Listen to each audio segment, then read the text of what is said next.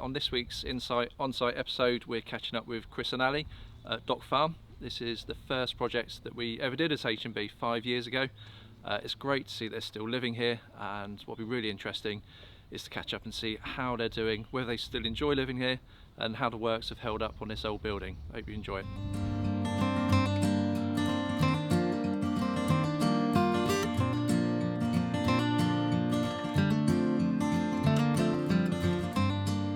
Hello.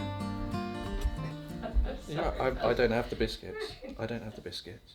You're very naughty. You don't care, do you? I think we probably would have shut him out, Come actually. on, it's all right. Thanks for letting us come over. Pleasure. Nice to see you again. And thanks for always letting me take people round. Yes, Very welcome. Yeah, We it's like only been it. 5 years of bothering you. You sent very nice muffins at Christmas, though. Yeah, that's it. That's how we bribe you. Muffins, sweet things, and you just give me yum yums. So it's it's received and accepted. The bit I really wanted to chat about before even starting on here was I don't know if you recall the first meeting we had in Mark's office, the architect's office, after the original contractor Bosch's went under. We knew, and I knew, that we could do the work. That wasn't in question. But at the point when we sat down, we hadn't even set up a business, I don't think. No, we were quite worried because the prospect of getting quotes was going to be a problem because the original quotes took something like 6 months to get together. And there wasn't an obvious way forward, and what you offered was a way forward. And also we knew the people on site already, and the opportunity to keep those people was also, I think, quite important at that stage, because things had started to be deconstructed before it could be built up, and so because we knew those people, it felt more secure, really. But you still had to take a chance. Yeah, Yes, well, there you go. You take an old building, you take a chance to some extent too, don't you?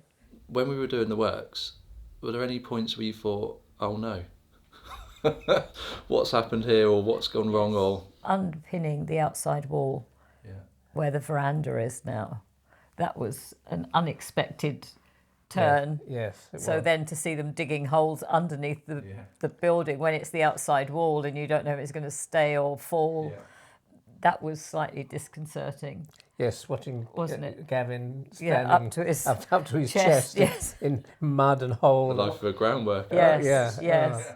So I think that was the biggest moment for me. Yeah, Really. I didn't have a moment like that, but the interior of the house was so disrupted, and there was so much, just piles of stuff around, and I thought, how are they ever going to put this back together again? Equally, was there anything that you did that worked out better than you thought it would? No, one thing I was very pleased with, as you remember, we removed the wall that ran between what's now the dining room and the television room, so to create more space. Actually, the other thing that's worked very well, and we already had planning permission for it because the previous owner got the planning permission, but was putting the roof lights into the guest bathroom. No, and the bonus is you can, if you're in the bath with a glass of wine and a good book, Sorry, and do we it's know anybody who evening, does I that? don't know who would do that, no. but you can see the stars through the light, and it's just fantastic, really relaxing. It's lovely. And we were chatting upstairs actually about where you spend your time more now. And Chris said, or where you prefer to spend your time, and he said it's a bit mixed between the two. The objective is, and it doesn't always work, 3 days here in the winter and 4 days in London, and reverse that, 4 days here and 3 days in London in the summer. And it doesn't always work out, but it more or less does. I mean, we use this every week. It's not like it sits empty and... And in COVID, we just moved out here, so we lived here all the time during COVID, and it's been fantastic. Yeah.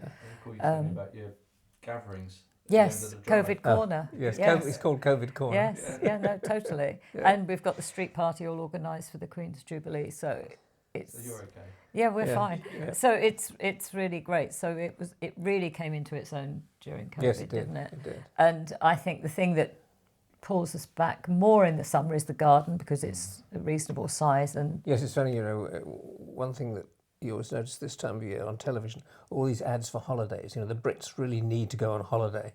I don't feel that need.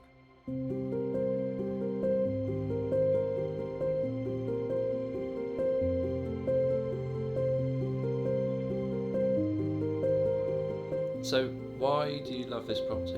We've both lived in old houses most of our adult life, and we've always loved old houses and old things, and you know, this place is full of old things. Including us. And it just fitted, including us, yeah. And it just fitted that agenda. I think it was the feel of it as well. I think people talk about the feel of homes, don't they? And I think, as Chris said, it was location was really important. We wanted it to be rural, but not so cut off that we felt really isolated. But when you came in, when you saw the building, it wasn't messed about. It wasn't modernised in any way. It's as it was, and it just had a great feel to it. And when you walked in, you could see the history. You could imagine the people, the farmers who had lived here when this was the original 2 rooms, and then another 2 rooms, and then the winders. You know, at that original farmhouse, it still had that feel somehow about it, and it was just magical. So we've just finished our chat with Chris and Ali at Dock Farm.